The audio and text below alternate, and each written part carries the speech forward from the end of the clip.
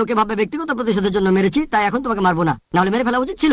যুদ্ধের ময়দানে সে মুসলিমদের হত্যা করছে, আলী মারতে গেলেন, লোকটা তার মুখে থুতু মারলে আলী বললেন, যেহেতু আমার মুখে থুতু দিয়েছো তাই এখন মারবো না, যাতে লোকে মনে না করে যে তোমাকে থুতুর জন্য মেরেছি, আমি তোমাকে মারতে চাই আল্লাহ সুবহানাহু ওয়া তাআলার খাতিরে। এখানে পার্থক্যটা দেখতে পাচ্ছি। লোকটার মরে যাওয়া উচিত ছিল, কিন্তু যেহেতু থুতু দিয়েছে হযরত আলী তাকে মারলেন না। আমরা পার্থক্যটা দেখতে পাচ্ছি।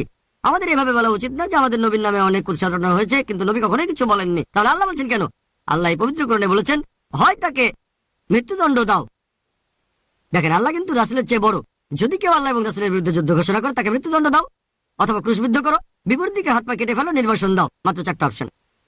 নবীর ক্ষেত্রে যেহেতু সেটা ব্যক্তিগত, তিনি ক্ষমা করতে পারেন, ঠিক। কিন্তু নবীর কুৎসা রটালে কেউ যদি বলে নবী ক্ষমা করে দিয়েছেন বলে আমিও ক্ষমা করছি না, যদি আপনি হন কোন দেশের খলিফা, পারবেন না। যদি সাধারণ মুসলিম হই, মৃত্যুদণ্ড দিতে পারবো না, ক্রুশবিদ্ধ করতে পারবো না, হাত পা কাটা বা নির্বাসন দিতে পারবো না। 3টা কাজ করবো যা নবী বলেছেন। যদি খারাপ কাজ হতে দেখো, সেটা হাত দিয়ে থামাও, অথবা তোমার জিহ্বা দিয়ে